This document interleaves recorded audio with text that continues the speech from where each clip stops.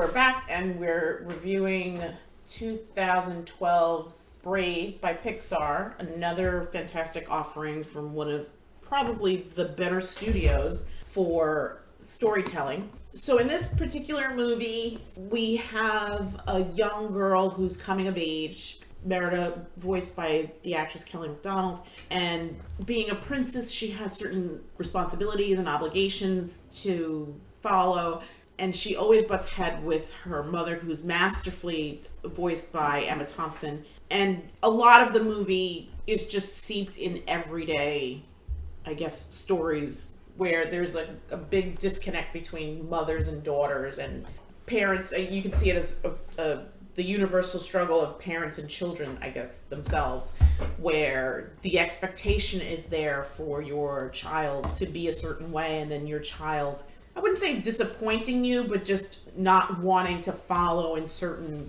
steps. I don't think it was Merida's intention to never marry. That's part of the plot. She's expected to choose a suitor from one of the 3 clans. Well, it wasn't even that. She doesn't even get a chance to choose her suitor. She doesn't get a chance to choose. The only choice she has is determining the contest in which they win her. Like she's some sort of carnival prize.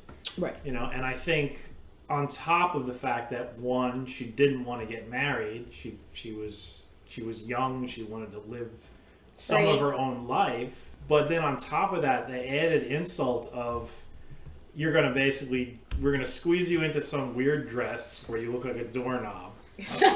And then you're going to sit there and watch 3 guys who you've never met before compete in a contest to win you.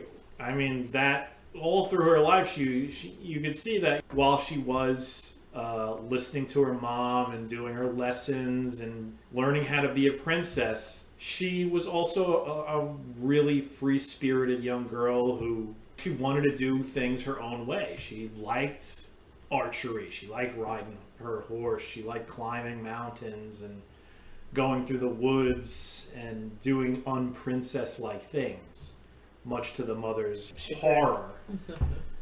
But you could see her dad was encouraged it a bit, even though the dad also realized, this is something that she's got to do because of tradition. So what do you think is the main point of this, or the main crux of the story? Obviously, going out of your comfort zone. I mean, this is a very fantastical being forced out of the comfort zone. One person, the mother, gets turned into a bear. But through this sort of adventure or whatever that the two of them have together, they begin to see each other's point of view, where the mother sees Merida's needs and that she doesn't really want this, that in actuality it's not fair to her. Mm-hmm. But on top of that, Merida also sees the sort of strife that what she's done has caused, and that it's bigger than her. It's bigger than, I just want to run around and be a kid my entire life. Right. Yeah, I'd love to be a kid my entire life. Seriously, I don't want to work a job 40 hours a week at minimum. But sometimes you got to, for the sake of your family, or in Merida's case, the kingdom of Scotland, or wherever this story took place. I don't think it was actual Scotland, but like some sort of fantastical version of Scotland. Right. Her accent said so. I mean, it was Scotland, but it wasn't. I don't think it's not steeped in history. Yeah, it's not steeped in history. There was no Merida. There was no 4 kingdoms of Scotland. And, clans.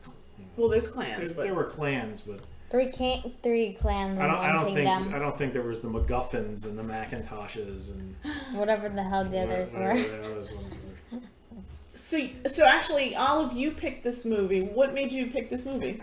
Because I forgot it. You forgot it? I've never actually watched it from start to finish. Okay. What did you like the movie? What did you think? I liked it. What did you like about it?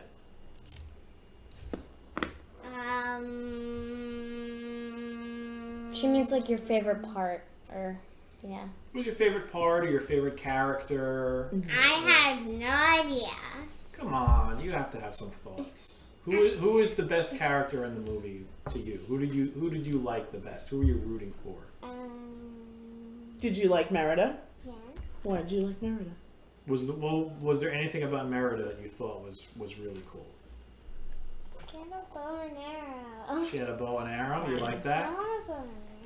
Well, you have your toy bow and arrow. But that's no fun. How's that no fun? It's Yeah, a it's the bow and same arrow. thing. It's a bow and arrow without the risk of puncturing yourself.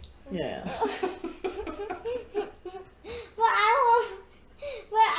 You want to puncture yourself? No, I don't want to puncture myself. It's just that it doesn't stick to the wall, the darts. It's not supposed to stick to the wall. Yeah. But I want it! Yeah. So that I can grab it. That way it's not hard. Yeah, I hate having to grab the arrows off the floor. It's annoying. Well, we ain't getting you real bows and arrows. Yeah. So you're just gonna have to deal with the Nerf ones that I, as a child, would have killed for. Okay. What about you, G? Yeah. My favorite part? Yeah. Part, character.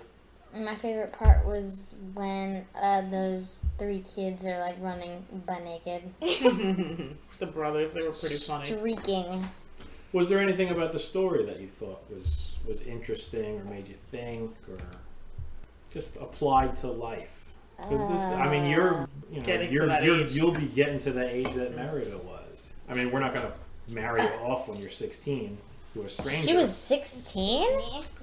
She was going to turn 16. I think that was what they were saying. Huh, I thought it was 18. Well, she was getting of age, I guess, to... Back in those days, Yeah. you by 16, you were about to have your first kid. Yeah. Yeah. People didn't live long. If you lived to be 30, you were like, Old. you were an old master. Yeah. Was there anything in the story that you thought was interesting or made you think or applied to your life? I didn't turn mom into a bear, and I'm not getting married anytime soon. Let's So not be literal, but I mean, like we just talked about the themes of the story, about growing up and accepting responsibilities. Did that wash over you, or did you see that and like think, if it washed over you, that's fine. That's fine, yeah. yeah. Well, and when you're watching movies, generally movies are trying to tell you a story or try and open up your worldview a bit. Let you see things through other people's eyes and learn from their experiences. Even though they're fictional, you could still pick up something and it could influence you or encourage you or give you something that you look up to. My only responsibility is doing great with his litter. And my responsibility is to do that damn cat's poo. And pee. I hate him. I Most really of us do. don't like that cat. So, I guess, well, as I was watching it, I think now that I'm a parent, it really speaks to me. It's not one of the movies that we've seen a lot of, I think. I think this might have been the second or third time we've watched this movie. Again, it's from 2012.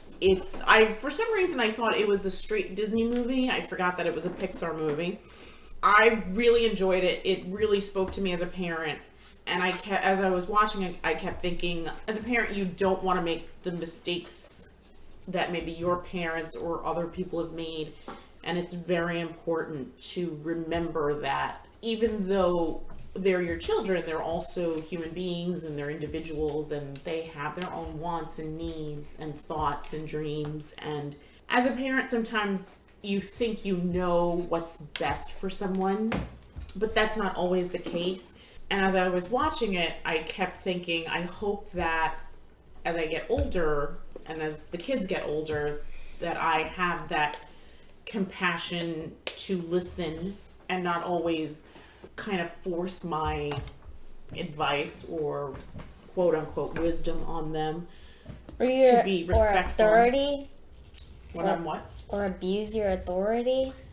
Not really abuse my authority. I don't think I've ever parented that way. I mean, I don't think your mother or I have ever just told you to do something because we were like, because because we're mean and we want to make you do that. You know, we're not like I'm sure you guys interpret it that way, we're but garnering pleasure from your suffering. Like, oh, their tears, they're so delicious. You sound like Mrs. Robinson. Yeah, we're not. I mean, I hope you don't think that that's what we're doing, because pretty much any time we have ever been hard on you kids to do something or be responsible, it's because it's something that you need to do, like Right. homework or chores, things that hopefully you will realize, you know what? I need to do these things. I need to start learning how to Blah, blah, behave blah. behave more responsibly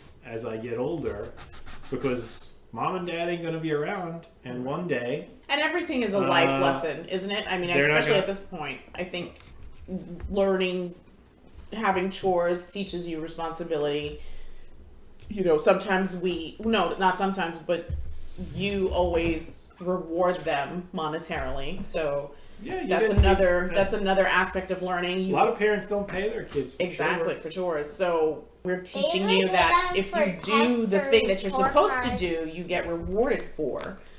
That's Exactly. right. If you do, I pay you for good grades too. yes. If you guys do good in Yay. school, then Okay, you get great. rewarded. I think that's something that we've always tried to stress, because That's we how want it is you in to the get real into world, too. right. We want you to get into the habit of understanding. If I do this thing, I reap a reward from it. Maybe it's financial. Maybe it's the satisfaction that I've accomplished a task, that I've shown responsibility.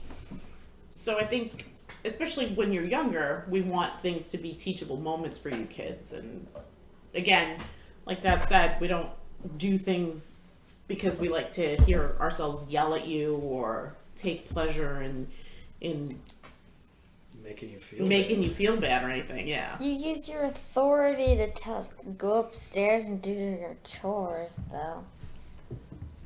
That's doing something that's your responsibility. Right. We are reminding you of your responsibility. Right. You have a pet. You are responsible for that pet. I That did- pet I- cannot clean his own cage, I so didn't you want- have to do it.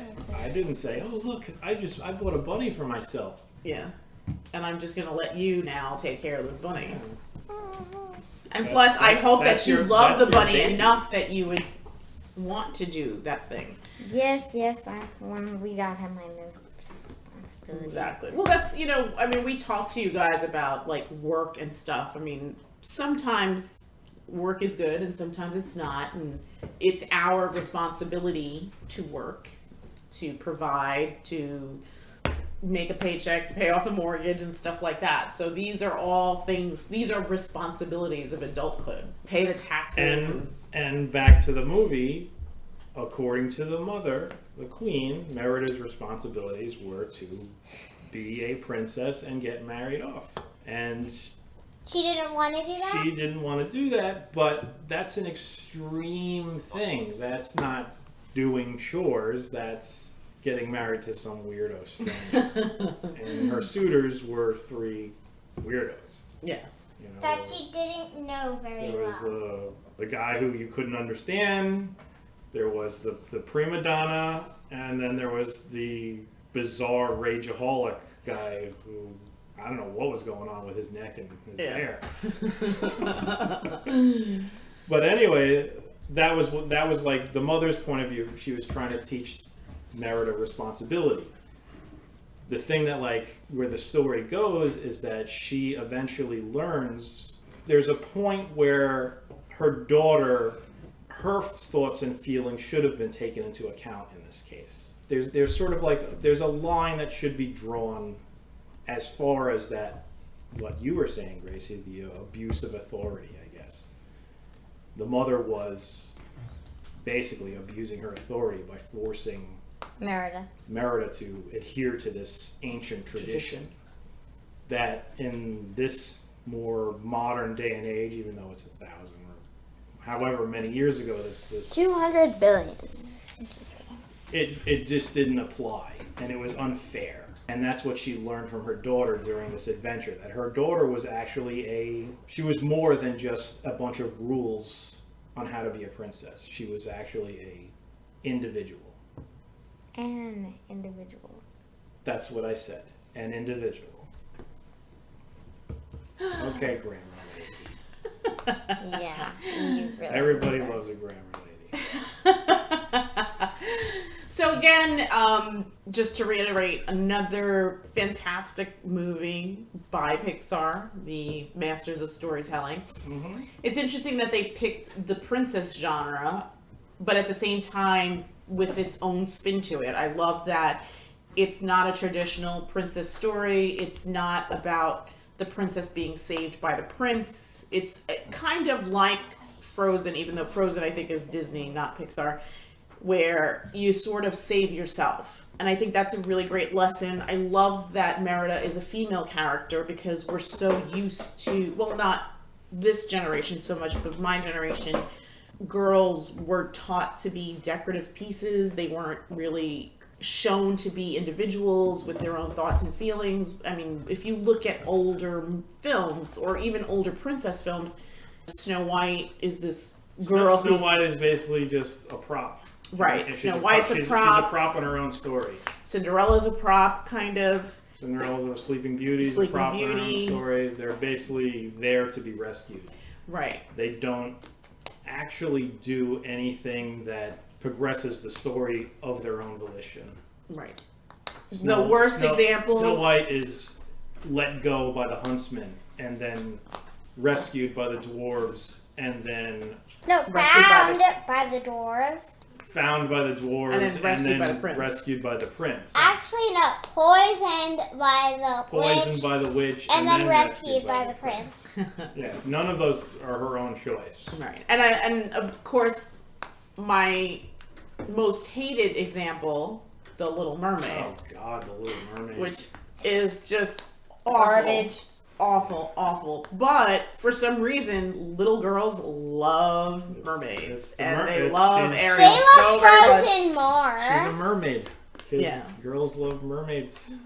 Even though it's a horrible She is a example. horrible example of like, oh, he's handsome. I'm in love with him. I'm Leave just my gonna family. negate. Tell my whole family to go to hell and abandon my entire culture to go chase after a guy who I've never spoken to. Yes, I'm gonna negate everything I am and give up my voice for this guy. I can't even speak up for myself. I never want to speak up for myself. I just want this guy to love me.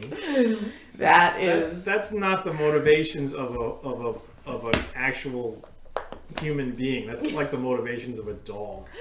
or someone who's in a cult who can't think Yeah. for themselves. Charles Manson is so dreamy. It's so funny in retrospect that we weren't more outraged by these movies. Because, I mean, now I watch them and I'm horrified. I'm pretty sure I saw Little Mermaid in the theater. Didn't think anything of it other than you know what? she looks a little too eager. I think the Little Mermaid is especially bad. Because Yes. like what we were saying with the previous princesses, they were just sort of props in their own Pieces, yeah. story. They didn't really have any agency of their own. I mean, of the ones that we mentioned, the only one that actually had did something of her own was Sleeping Beauty to touch the spindle, which right. was not even really her choice when you think about it, because she was cursed to do it. Yeah. What about But- Jasmine? Jasmine came Jasmine's after. yeah. But even then, she's still sort of a prop in her own story. She's just something that everybody's fighting over. Mm-hmm. But the Little Mermaid, she shows her own agency, Yes. but she just makes terrible choices.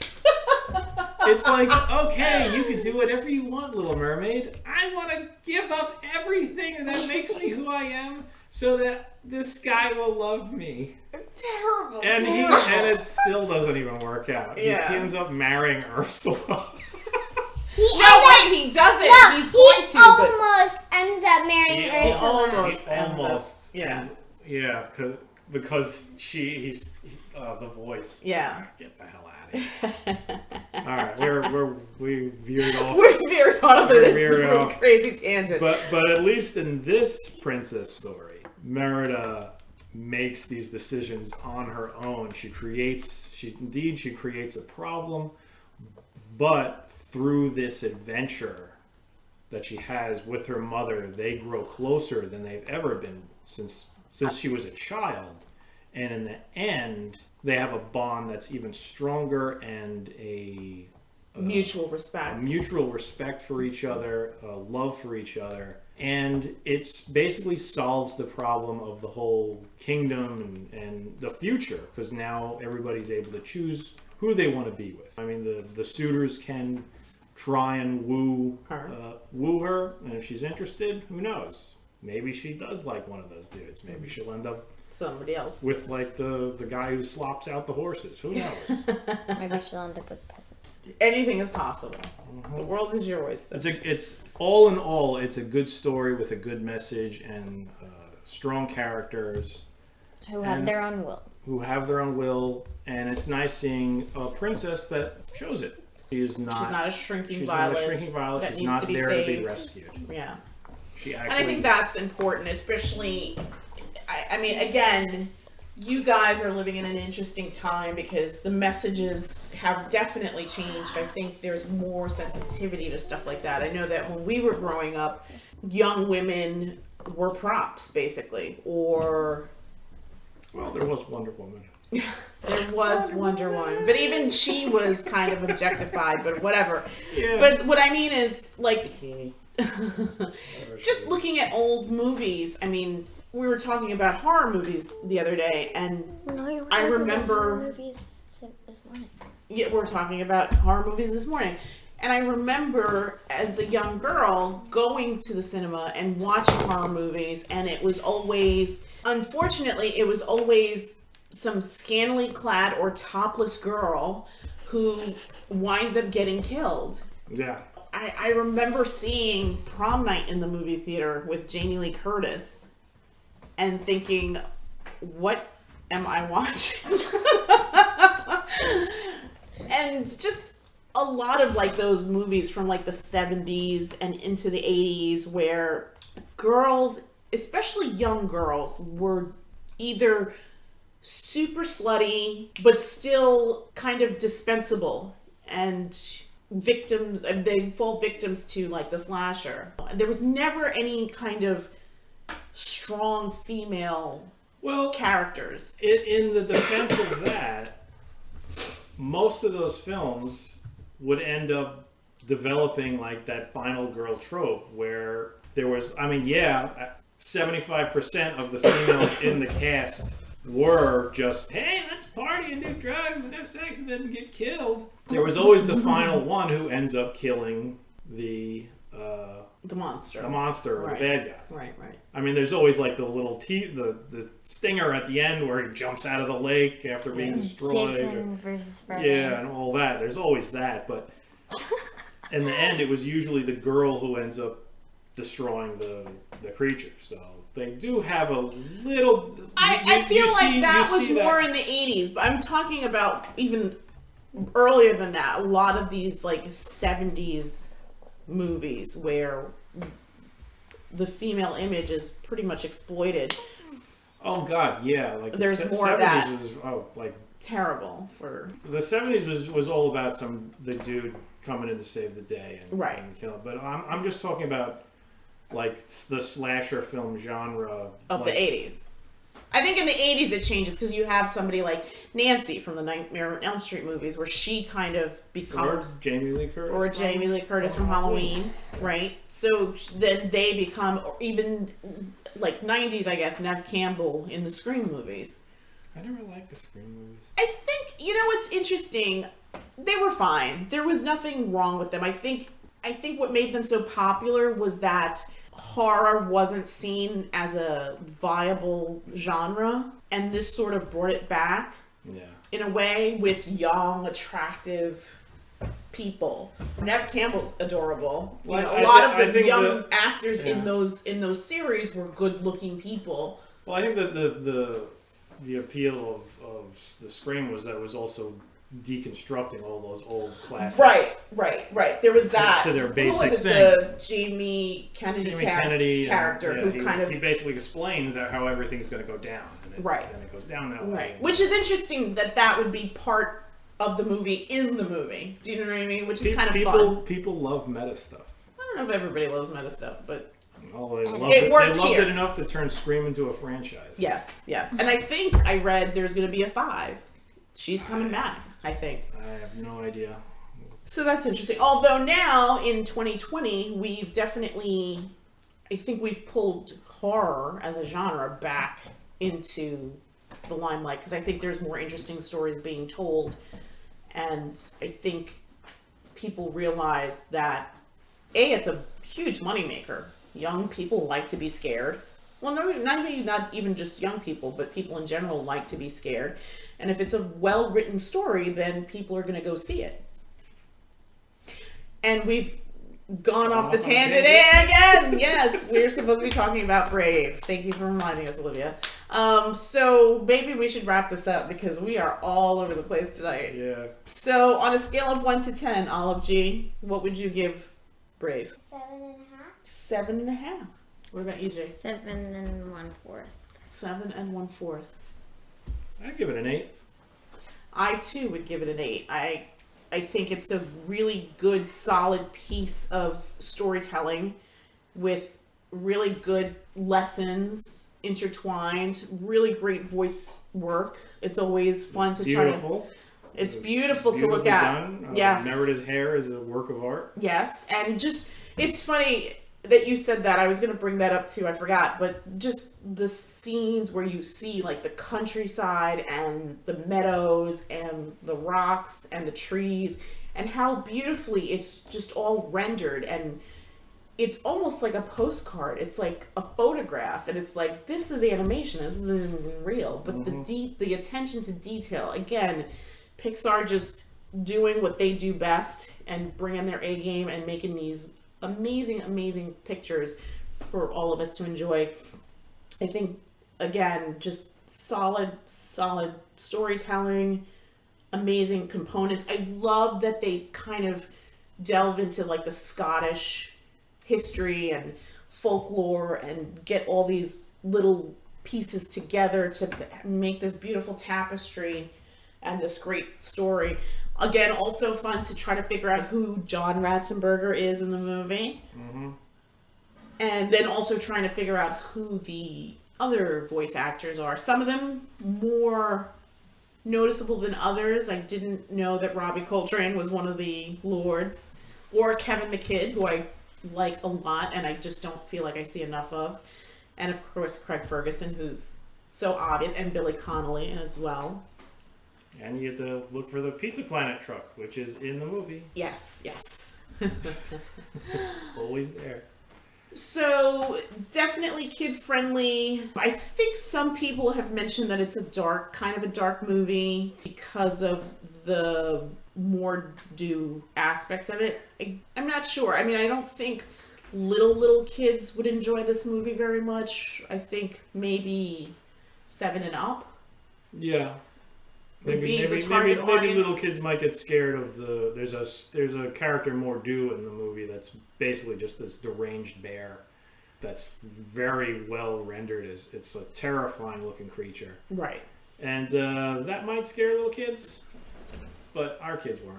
Yeah. Well, but it's not a wasted aspect of the story. It's not gratuitous. It fits in with everything, and it works. The whole story works. It's a great story. You want to, especially for little girls. Yes.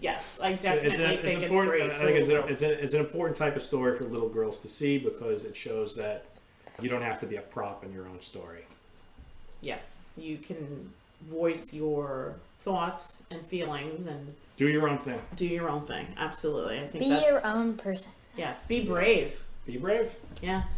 I think, I really like this movie a lot. I highly recommend it. And like you said, especially for young girls, I think it's a great piece of storytelling. And again, hats off to Pixar for making another epic movie. I'm glad that they used the princess. I'm glad that she's not like the princesses that I grew up with. And that's it from us. Thanks for stopping by, and we'll talk to y'all real soon. Bye. Good night. Bye. Bye.